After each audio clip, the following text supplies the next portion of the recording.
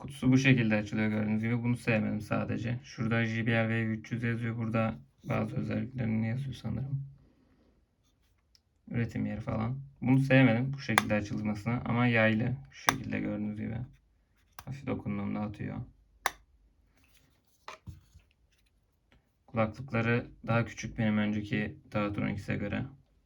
Yine silikonsuz. Ben silikonsuz tercih ediyorum. Şunları koymuşlar ki kutuda şarj olup bitmesin bataryaları diye. Bunları ayırıyoruz.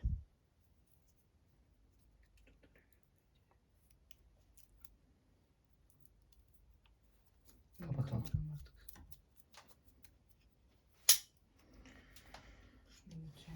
Şimdi bir de Tavatron X'leri getireyim, onunla kıyaslayalım.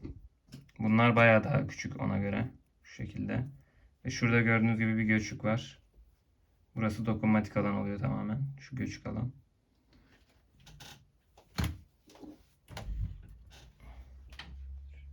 Kalsın şimdi, dur ya. Önceki kulaklığım bu şekildeydi gördüğünüz gibi. Bunun kutusu yine daha büyük. Tavatron X'in. Daha da tombik. Bu da yine Type-C'ydi ama bunun kutu şeklini daha çok seviyorum. Açılış şeklini. AirPods tarzı.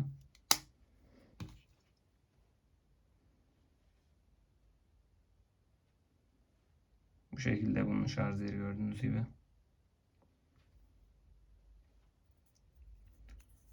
Bunun da dokunmatik alanı burasıydı. Şimdi şöyle yan yana koyduğumuz zaman bayağı bir boyut farkı var. Kalınlık farkı da bayağı bir var. Şöyle tutayım. Bayağı daha kalın. Şöyle.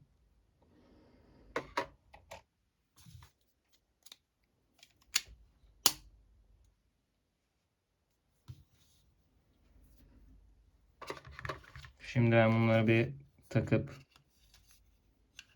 bir süre şarj edip deneyeceğim.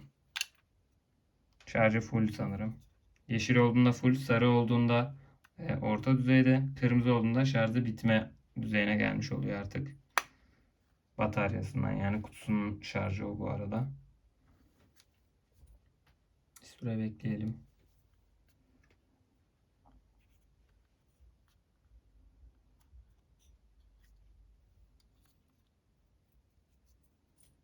Bu arada bunda şöyle bir özellik var. Tavatron X'te kutunun kapağını açtığınız gibi bağlanıyordu. Bunda da kulaklıkları kutudan çıkardığınız gibi bağlanıyor. Ve burası bir tık daha uzun gördüğünüz gibi. Kulağınızın daha içine kadar giriyor. Daha sağlam oturmasını sağlıyor ve daha güzel ses size iletiyor. Kutudan çıktığı gibi bağlanması bir yandan şu açıdan iyi.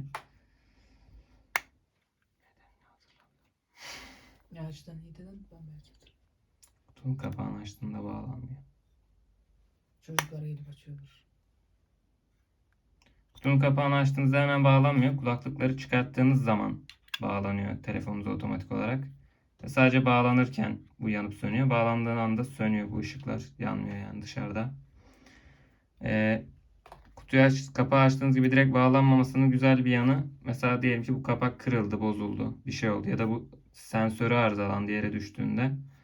Öyle durumlarda bağlantı sorunları yaşamıyorsunuz. Direkt kulaklıkları çıkarttığınız gibi aynı şekilde devam edebiliyorsunuz kullanmaya. Böyle bir artısı var. Şunun açıkta olmasını beğenmedim. Bunda da açıkta ama hani bunda böyle bir boşluk olmadığı için, direkt dümdüz geldiği için bir sorun yok gibi. O yüzden bilemedim. Bu daha küçük. Bunun da ses kalitesini çok daha fazla beğeniyorlar bu arada. Daha bastı bir şekilde olduğunu söyleyebilirim. Bassların çok daha kaliteli olduğunu söyleyebilirim. Zaten JBL markası. Fiyat farkı da aradaki neredeyse 2 katından fazla. O yüzden JBL almanızı tavsiye ederim. Bu videomuz bu kadardı. Videoyu beğenip kanala abone olmayı unutmayın. Bir sonraki videoda görüşmek üzere. Hoşçakalın.